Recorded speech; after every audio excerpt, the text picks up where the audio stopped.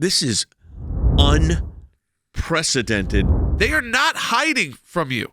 They are telling the world, I'm here to censor you. Leading a just recently constituted misinformation, disinformation governance board. So we're bringing, the goal is to bring the resources of the department together to address this threat.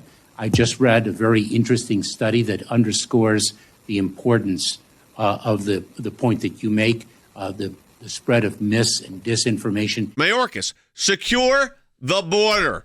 Stop the sex trafficking. Stop the drug cartels. Stop the fentanyl from coming in here. Stop overrunning our cities. That would be a good use of funds. But instead, we've set up a governance board involving misinformation and disinformation. The new official government censors. We make up a pretty good chunk of the United States of America. And that there's a lot of us questioning just the entire design of our government. And especially these institutions, because they are weaponizing them, not against illegal immigrants, which is what the Department of Homeland Security was for, terrorists and border security. No, they're weaponizing it against you. A Disinformation Governance Review Board probably runs afoul, depending on the application of how they use it, but certainly you would think runs afoul of the First Amendment's free speech clauses.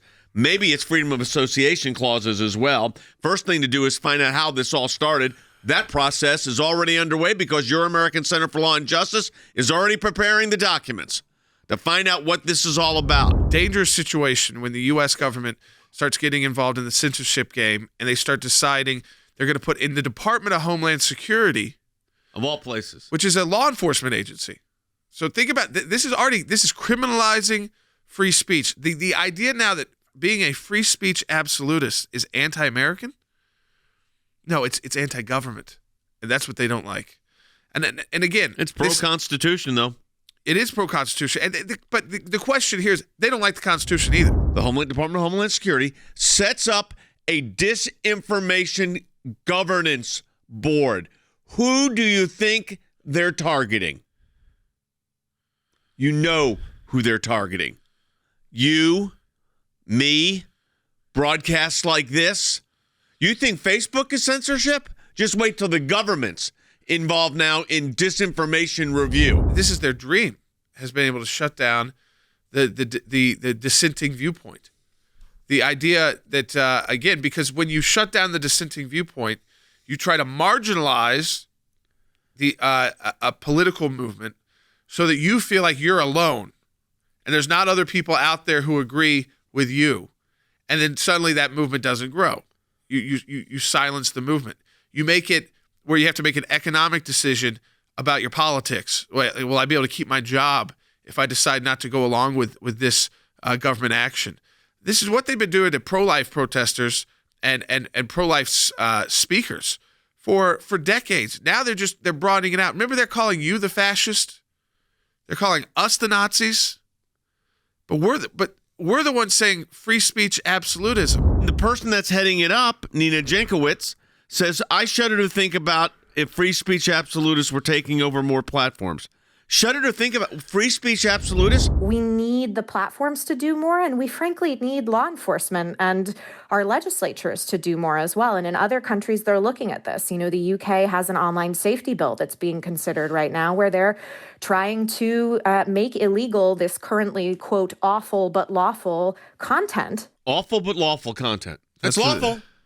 The government just doesn't like it. And, you know, the ability to petition your government for redress of grievances is also in the First Amendment. You know, one of the fundamental rights that the new Supreme Court justice did not recite. That's a freedom. The freedom of speech and association is a freedom. But this is a direct attack. I want you to make no mistake about it. This is a direct attack, Harry, on fundamental constitutional rights and freedom. Even the name of the organization, the Disinformation Governance Board of the United States government. She gets to decide what is a false idea, what should be banned. And it's important and imperative to recognize that her analogy to the United Kingdom is misplaced. The United Kingdom does not have a written constitution. Nor the First Amendment, of course, the freedom of speech clause. Precisely. Right. This idea that awful but lawful. If it's lawful, then the government shouldn't be getting involved. They certainly should That's set up it. a board. That should be the line right there. I don't care how awful it is. Remember, you were deplorable. Now it's awful but lawful. Can you imagine, I guess, advocating a pro-life viewpoint could be deemed to be disinformation? The proclamation of the gospel, I guess, could be disinformation. I mean, I'm thinking through every case we've ever had.